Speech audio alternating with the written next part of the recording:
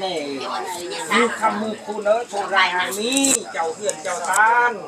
ออนโทรายหางนี้เดินประเดินเองกำคูนแม่ทำได้แม่ดีแม่เจ็ดได้ใครมีจ้ะมีเจ็ดจะได้เอาเบยเพิ่นพี่น้องเนาะแต่วันเจ้าก็บอกหลายคนบ่หลายคนอยู่เนาะเพิ่นจะได้ค่าเวียกค่างานทำให้น้ำนาบ่หรือจังได๋แม่นคือแบบนั้นแหละจังเด็กเบยเพิ่นไปเฮ็ดเวียกซอยอันไอ้แก้วอยู่เนาะเจ้าเฮ็ดหยังแหน่มื้อเช้านี่ไปอันน่ะ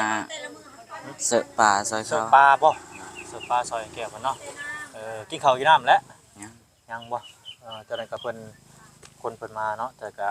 ไปกินนำกันเนาะคือทางไอ้แก้วกับไอ้วันเพิ่นก็เอิ้นบอกเจ้าอยู่บ่โดยเอิ้นบอกอยู่เนาะเพิ่นเอาเพิ่นแต่ว่าแม่นี่บ่ฮู้บอกว่าสิมามื้อใดโอ้โหบ่ฮู้เลยโดย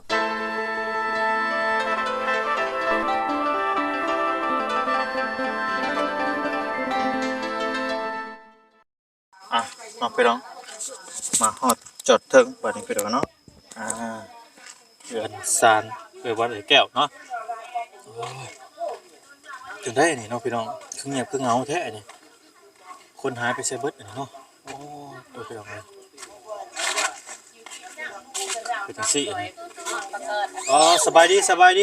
วานสบายดีคนน้อยโดยสบายดีอาดิวโอ้ผมก็ทรงผมใหม่เนาะสีย่อยใส่หัวพี่น้องเอ้ยสบายดีไอ้แก้วมันน้องพี่ใช่บ่แม่งใส่หัวนี่เบิ่งโอ้มีแต่สีเลยเนาะก็จะเอาไปหลักทาสีแล้วก็ปองพ่อแม่บ่จักสวัสดีเด้อทางนี้เด้อโอ้เราก็มาผมงานผมมันน่ะเนาะคือแม่เรียกทางอันคือแล้วก็บ่คอนบ่สุดอนสุดอนโดยเพิ่นก็มาร่วมงานนำกันพี่น้องเนาะตัวเดียวขึ้นไปเบิ่งบรรยากาศข้างเทิงก่อนพี่น้องเอ้ยเป็นจังไดเนาะหอมกินกระปุ้นกุ้มพี่น้องเอ้ยหอมน้ำกระปุ้นโอ้โหเลยนี่โอ้ทางนี้ก็เนาะลังสบายดีบ่สุขเด้อสบายดีโอ้โตมาสบายดีทางแกนี่ปอตัวพี่น้อยพาเพิ่นเดินพายังนี่ครับเข้าบ่นี่เข้าไอ้ผูกแขนเข้าผูกแขนบ่เข้าทำมาศาสตร์คือว่าแล้วนี่แหละโบราณโอ้เขียนนี่มังนัดเนาะเอามังนัดเป็นโอ้ได้เริ่มครับก็สร้างเฮาก็เรากินกับปุ่นเนาะจัดแซ่บบ่สบายดีลุงสมโอ้ลุงสมก็มาร่วมงานพี่น้องเนาะน้อยบ่ตัวเรากินกับปุ่นโอ้เพราะว่าบ่พรเอาบานประตูไปให้เพิ่นเนาะแล้วก็ให้สร้างเพิ่นไปเฮ็ดโอ้ฮะบ่เป็นหยังเดี๋ยวกินน้ำหลังก็ได้ขอบใจหลายมีน้ำหวานน้ำคกเป็นไงแบบซี่โอ้แล้วก็ไก่พร้อมเนาะไก่ไข่โอ้ไก่2โตเท่าแก่คนไม่ได้กินเหล้าเท่าแก่ฮะเท่าแก่คนไม่ได้กินเหล้าบ่ได้กินน้ำหวานโอ้กินเหล้าบ่ได้เนาะยายังน้อยยืมใส่กันของรุ่งเวลาเจ้าเฮ็ดนั่นน่ะเจ้าใส่เด้อย่าตะปูตอกตะปูให้ย่านได้ติ้วมันพงตะปูมันพงแม่นยังไงตอกตะปูบ่ค่อยมาเห็นเราผลิตตลอดติ้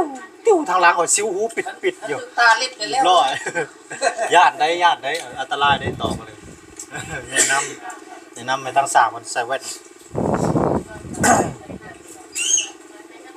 นี่แหละน้องบรรยากาศเป็นยังไง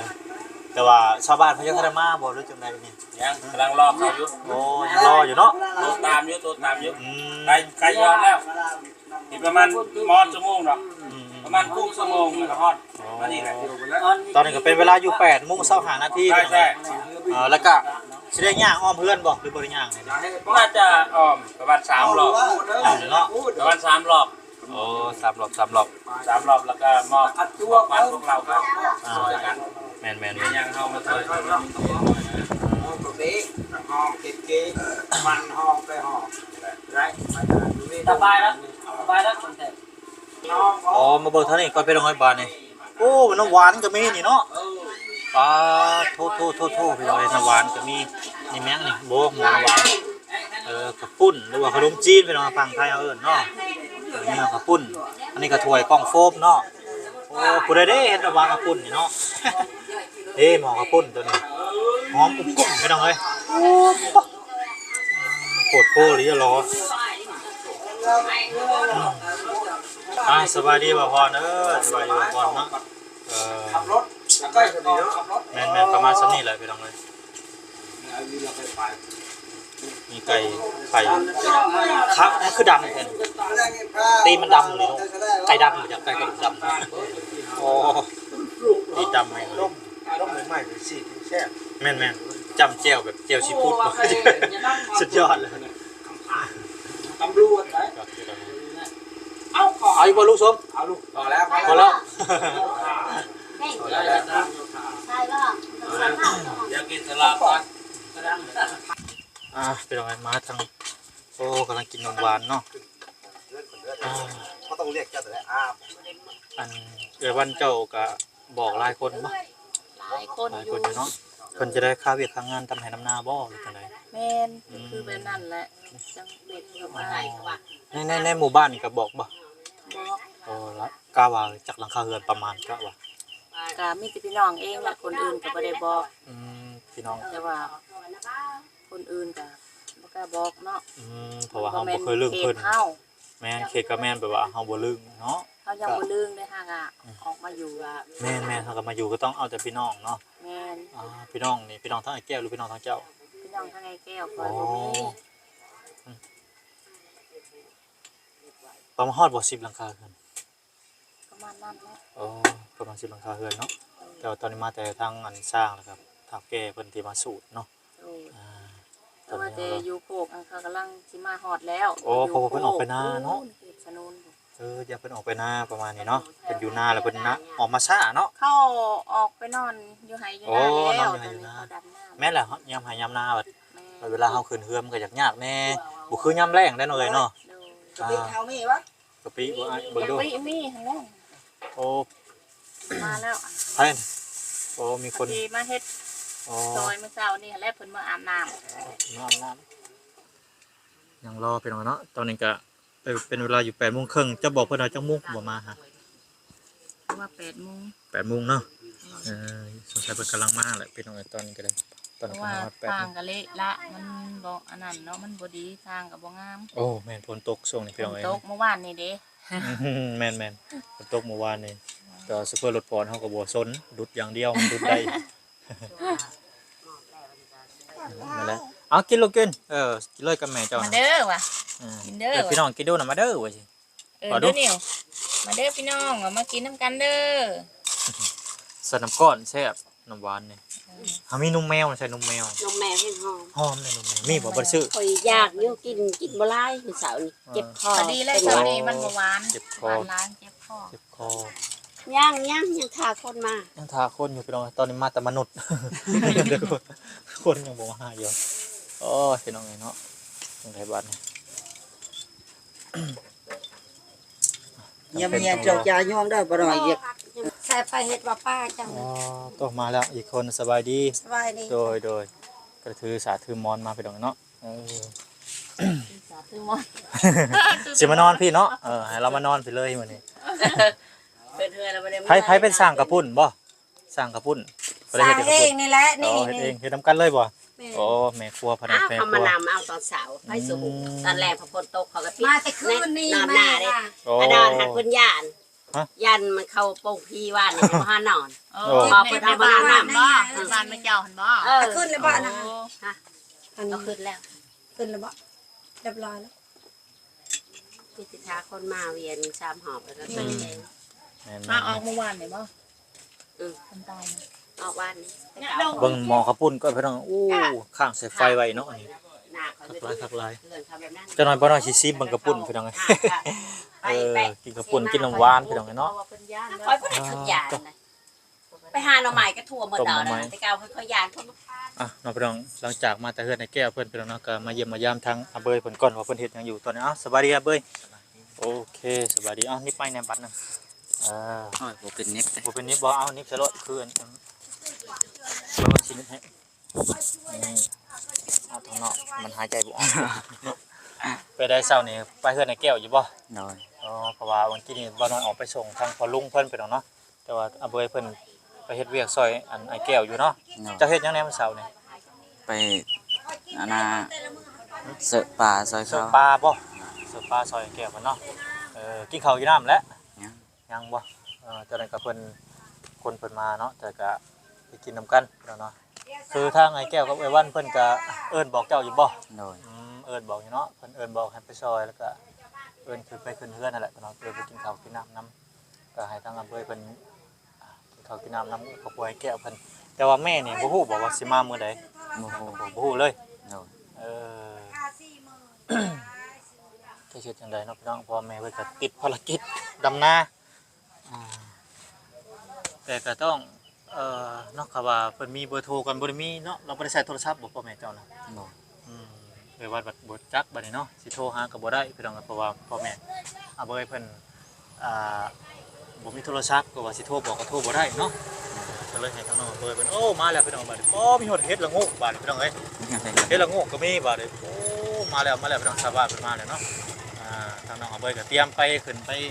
แห่นํกันเด้อน้องอาเบยเด้อ โดย ไปแห่ย่างอ้อมรอบเรือนนั่นแหละพี่น้องเอ้ยเป็นพิธีก็พากันกินข้าวกินน้ำแล้วก็แย่งๆใส่สวยบัดนี้เพิ่นมาแล้วพี่เรียบร้อยพี่น้องเนาะชาวบ้านเพิ่นสิยังบ่ครบดอกพี่น้องเนาะยังมาน้ำบ่หลายเพราะว่าตอนนี้กับเวลาอยู่8:30นเนาะก็บอกพี่น้อง8:00นแต่ก็ทำใจพี่น้องเพราะว่าหนทางยากอยู่บ่หนทางเขาหมื่นจะเข้าไปไหนนะ ยากอยู่ โอ้พอฝนตกเมื่อวานก็ได้สิเปื้อนเปียกหลายจังไงตอนเพิ่นกำลังมาเนาะพี่น้องเนาะ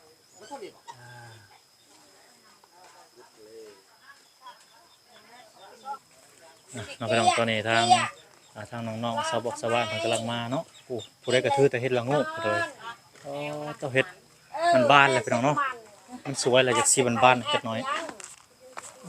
พี่น้องเอ้ยเนาะ เจ้านั่งจีนน้ำจีนก็มี แล้วก็ถือเฮ็ดละโงกมาเมื่อกี้นี่เนาะตัวสบายดีเด้อน้องๆสบายดีลูกสบายดีลูกล่ะปอพักก็ได้เฮ็ดละโงกบ่นี่มานำทางนี่บ่นี่ฮะเก็บมานำทางขี่รถก็เฮ็ดละโงกไปเนาะโพดโพแท้นี่โอ้คักๆไปหน่อยเอามาแกงเฮ็ดใส่ผ้าควันมาตัวบ่เห็นบ่ดอกน้อยกับไข่มันน่ะเฮ็ดแต่ดอกบานมันแล้วเนาะเพราะว่าหามานำทางเด้บ่ได้หาเรียรอไปลองตอนนี้ก็ทยอยมาแล้วไปลองเนาะก็อยากสิสวยๆเนี่ยจะน้อยเพราะว่าช่วงนี้เฮ็ดเวยกเฮ็ดงานไปลองเนาะดำไห้ดำนาทำใจหั่นแหละไปลองเอ้ยเอาไว้เนาะ พ่อใช่แม่พ่อแม่ น้องพี่น้องตอนนี้กำลังเกียมข้าวเกียมของเตรียมพิธีแห่เนาะพี่น้องเนาะเตรียมการแล้วพี่น้องบ้านนี้เนาะถือมอนแล้วก็ถือยังอันนี้ดูบ่เป๊ปซี่ขนมอันนี้เอาไปซอยเขานั่นแหละมีสามีมอน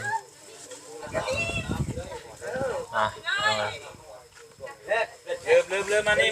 เริ่มอยู่แต่ด้วยก้อนแต่ เล่นเพลบ้างมาเนาะ ไปหน่อยเนาะ ถอยบ้านมาแม่มาเด้อใส่กับแกในโฮมเฮาบ่ได้ลงมาบ่ไอ้แก้วฮะทางอันหมอสูตรบ่ได้ลงมาบ่พิธีแบบซี่อายุเพิ่นอยู่เทิงนะแต่ว่าอยู่บ้านข่อยนะผู้ใหญ่ต้องได้มาไว้ทุกคนเลยบ่เป็นหยังมาเฮ็ดไผเฮ็ดลาวมาเบยมาทางน้องเบยเพิ่นสวัสดีบ่ล่ะเด้อโดยทางน้องกับเบยเพิ่นมาก่อนมาน้องเบยมาคนบ่หลายเนาะพี่น้องเพราะว่าพ่อแม่เพิ่นเฮ็ดเวียกเฮ็ดงานมาตกกงเฮาพี่น้องไปตกกงเฮา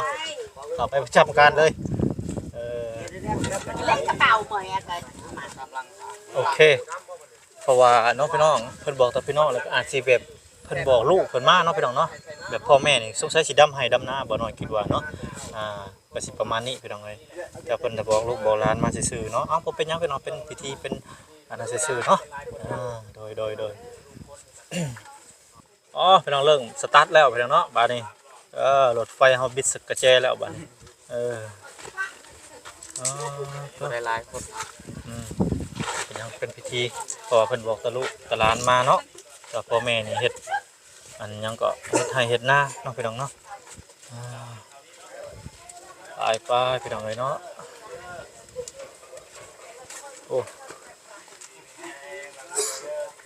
เอาพี่น้องเนาะลำไม่รั่วอยู่ดีมีแห้งป่วยแก้วเพิ่น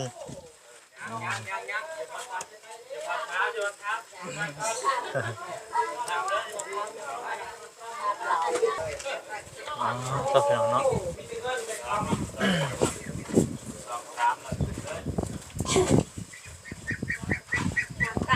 ตอน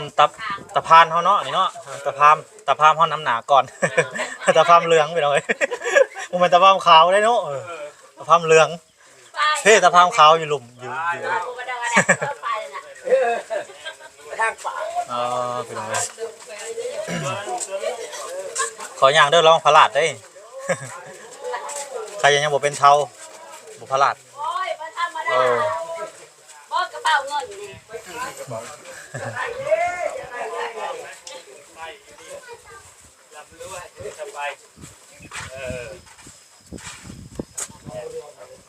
ปเลยว่าไปแล้วขึ้นเด้อขึ้นเลยได้ไหม เกียรติสุดท้ายเนาะพี่น้องเอ้ย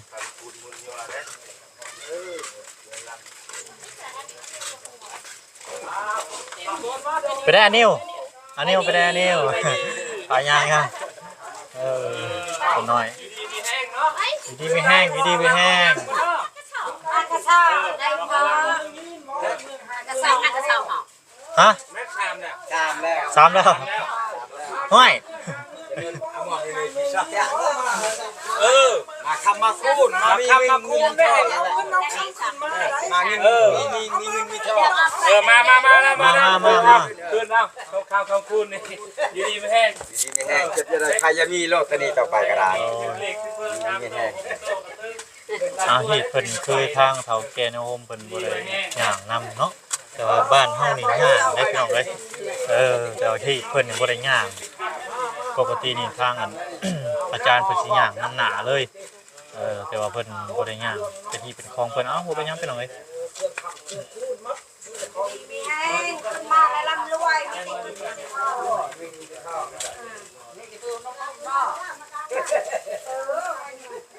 ด้ยินพัดลมจะนักเสื้อใหญ่มาเป็นใหม่มาจะได้เจอกันรวยเพิ่นขึ้นหน่อยเนาะร่ำรวยเด้อพี่น้องเอ้ยสมัยคือว่าหลายคนเติบเลยรังทางมีเด้อจำด้วยเป็นไผ่เด้อมันดีมีแห้งจำคูณมันเยอะก็ใช้ที่ไปอย่างยืนแห้งด้วยมันคงขนมแกงจัดเป็นแบบเหมือนมันละคนก็สั่งอะไรเงินทองเอาไว้ในนั่นแหละทองวันนี้เงินทองใส่หมอ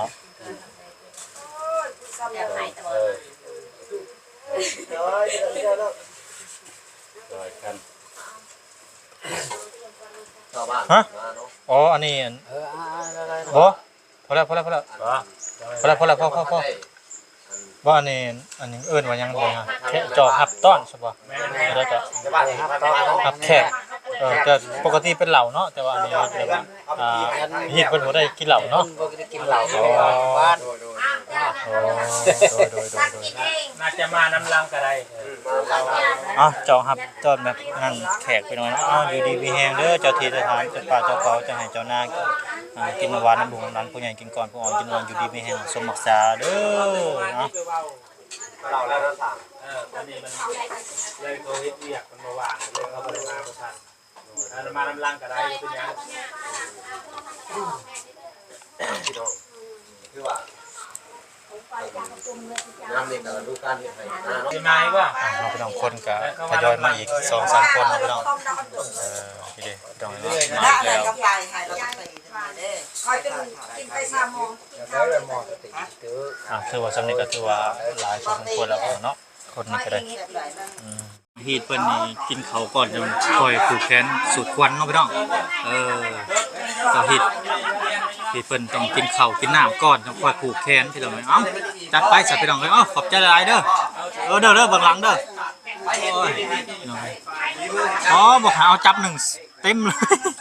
เต็มเลยพี่น้องเอ้ย มันน่าสิบอยู่แล้ว ขายได้เนาะ เอา ขายเครื่อง เบยเพิ่นพี่น้องเนาะมาอีกถ้วยหนึง ขนมคนเลยเจาะขนม แซ่บสิบ่ เอาอีกถ้วยหนึง จะเอาแป้งใส่กระทะปุ่นบ้า แม่นใส่น้ำหวานนี่เย็นๆมันกินจะ แม่ จะขาพันสิบพันอยู่แล้ว เอาพิธีก่อน เอาพี่น้องเอ้ยบัดนี้ก็ฮอดขั้นตอนทำพิธีการเนาะพี่น้องเนาะบัดนี้เนาะยกย้ายใส่สวยเด้อพี่น้องเด้อบัดนี้เด้อ ขออนุญาตทำ โดย ขออนุญาตทำเด้อไปได้เท่าไปเลย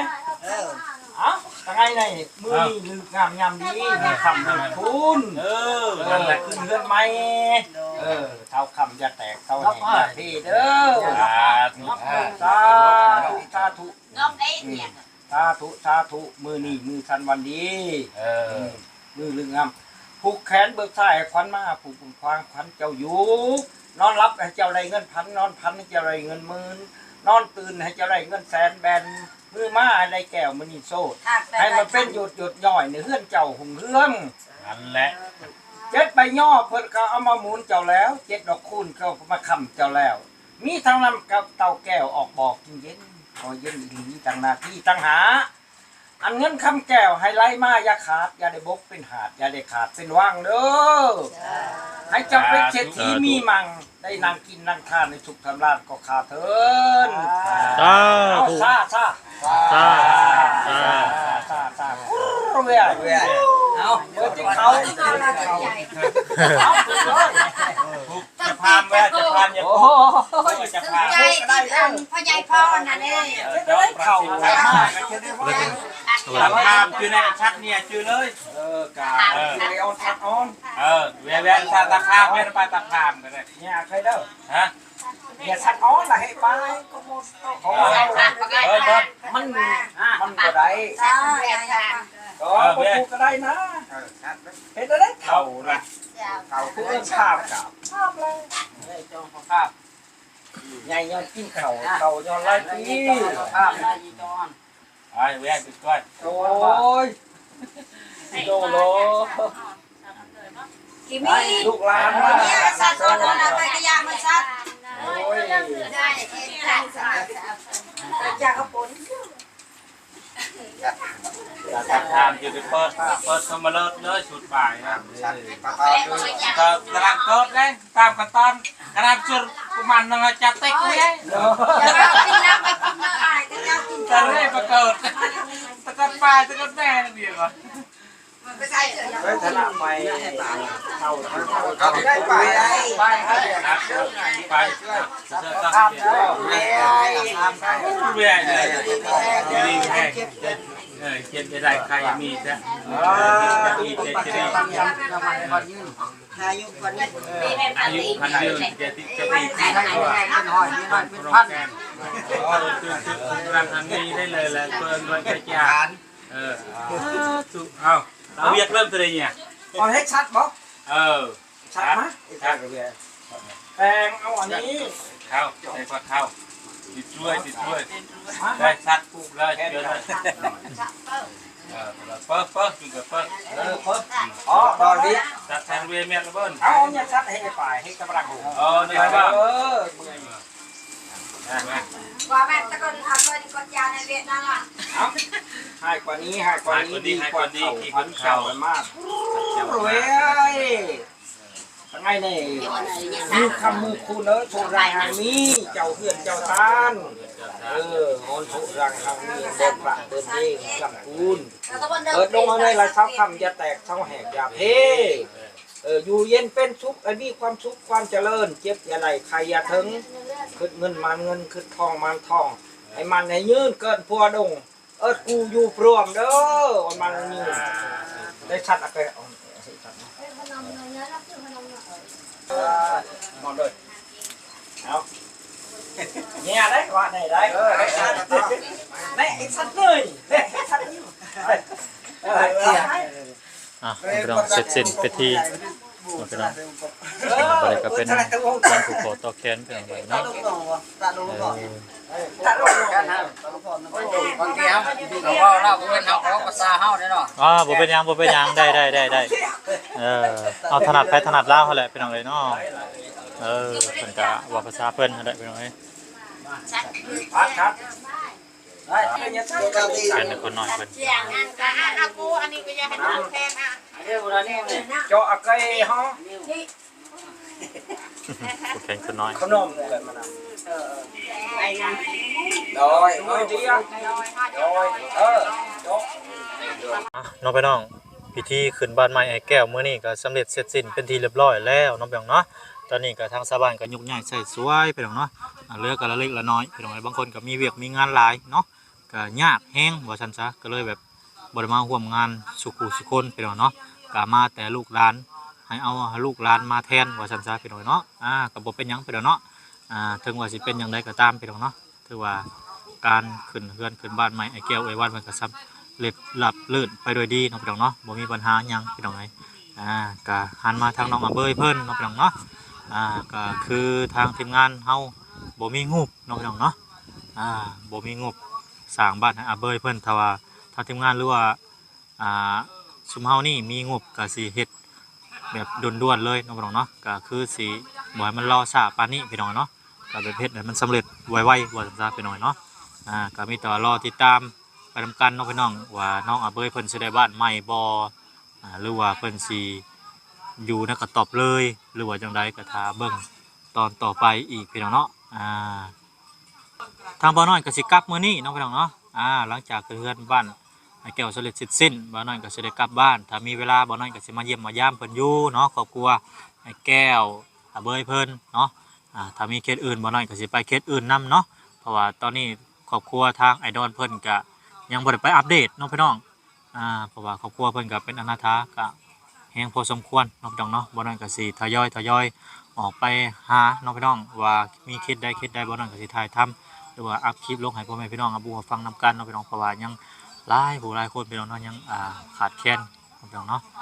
ก็ถือว่าตอนนี้ก็สำเร็จเสร็จสิ้นไปที่เรียบร้อยบ้านไอ้แก้วเพิ่นจังได๋ก็ขอให้เพิ่นอยู่ดีมีแฮงเนาะ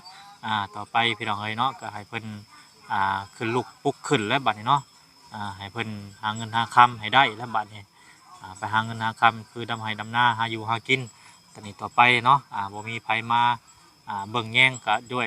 ยืนโดยลำแข้งลำคาตัวเองบ่ว่าไผชีวิตไผคือกันพี่น้องเนาะทางผู้ใหญ่ FC และทางทีมงานก็เป็นกำลังใจให้แค่ขั้นต้นๆน้องพี่น้องมาปูทางให้ว่าง่ายๆซะมาปูทางก็คือแบบซี่แหละพี่น้องเนาะทางผู้ใหญ่ใจดีเพิ่นก็เฮ็ดเฮือนเฮ็ดซานเฮ็ดห้องน้ำน้องพี่น้องปูทางให้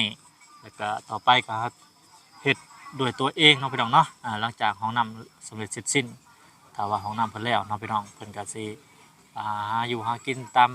ลำพังตัวเองบัดนี้น้องพี่น้องเนาะสำนี้ก็ถือว่าโอ้พี่น้องสุดยอดได้เนาะชีวิตทางไอ้แก้วเพิ่นนี่ได้มาฮอดขันนี้แล้วพี่น้องเนาะถือว่าบุญบารมีเพิ่นก็หลายพอสมควรน้องพี่น้องเนาะมีแต่ทางอาเบยเพิ่นบัดนี้น้องพี่น้องเนาะก็สิติดตามกันไปเรื่อยๆพี่น้องเนาะเป็นจังไดมาจังไดบ่น้อยก็สิอัปเดตไปนำคือกันพี่น้องเนาะไปซะพี่น้องพบกันอีพีหน้าสำหรับอีพีนี้ก็ขอกล่าวคำว่าสบายดีพี่น้องสบายดี